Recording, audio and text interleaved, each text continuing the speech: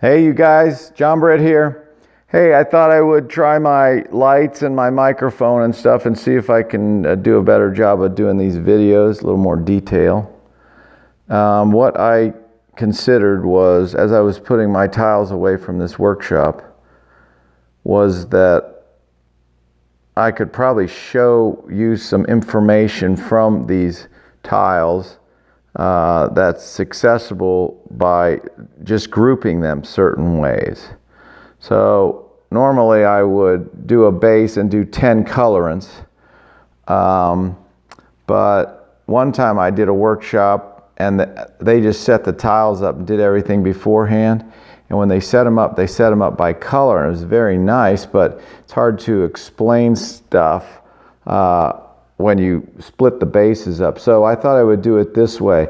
And what this does is it shows you the range of color that you can get from just one colorant, and in this case it's 3.5% copper carb in every one. And then what this deal is that you are getting the base causing the colors. So now give me a little leeway on maybe it wasn't perfect, but I did try to do it pretty good for the amount of copper, but it was pretty close. Anyway, you see the range, it's gigantic. So let's try to analyze this a little bit. Any of these recipes you want, you could just Google them, and then they'll probably come up, like here's milk gloss, probably come up in Glazing, and there's PV liner. So those are our two right here. What these are is very high boron. So they have 0.75 and 0.65 in the unity molecular method of boron, which is very large. Anytime you're over 0.3, it's huge. But you can see some things that are sort of iconic to these types of glazes. See this milkiness in there when it pools. And also sometimes if you overdo it, you'll get sometimes gassing off, but that of course could be fixed by our firing too. All right, so the next main one, I'm going to skip these right here because they're oddballs. These are barium and strontium. So you can see how bright those are. Super bright. This is classic barium matte.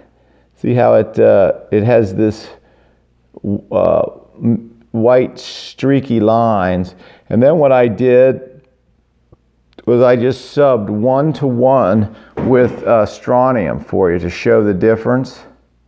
And then this one is Pinel strontium matte, also called weathered bronze. But that has some titanium, I think 5 titanium, so that's why it's more opaque and looks a little different. All right, so those are those are strontium and barium mattes. Now we'll go to, I guess we'll go to magnesium mattes because they're right here. And you can see the different tone of green here. These are super high in magnesium because that's a lichen glaze. And then you can actually see, hopefully, you can see the way, let's see if we can do it like this. You can see how bubbly it is. That's from copper carb bubbling off, and because it's so stiff, it never heals over. But that shows you how gases are coming out of the glaze itself. And this one is very high in magnesium also, but it's also got a bunch of boron to help it melt, and that's why down here it's like it crawled up and then it fused back. Okay, so that one's called brain crawl. And then over here is some VC mats. Val loved magnesium or dolomite. Here's mastering cone 6. And then this is John's transparent. That has a bunch of magnesium in it, and so does Randy's red base. Okay, and then here is a calcium. This is the main high calcium, low alumina and silica, which is what make an ash glaze. And then this one also has, it's a slip-based ash, and so it has red art, I believe, or Alberta, one or the other, to give you the iron color. So that's not quite as indicative of copper, you know. Okay, these are matte glazes.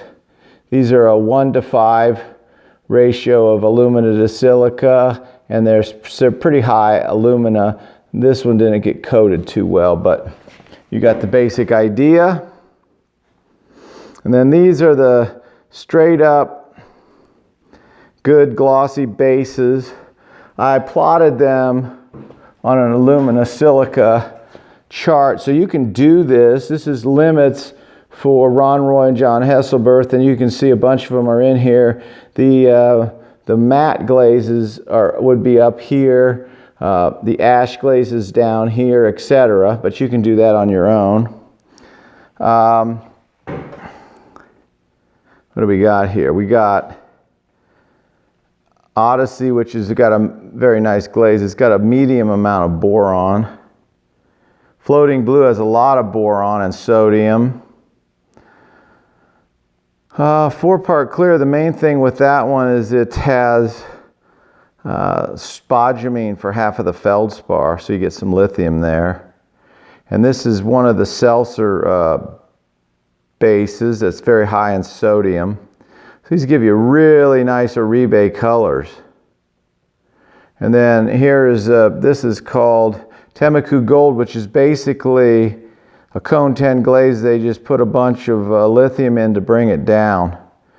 And here's John's Simple. I made this with mainly Britt 3124, very easy glaze.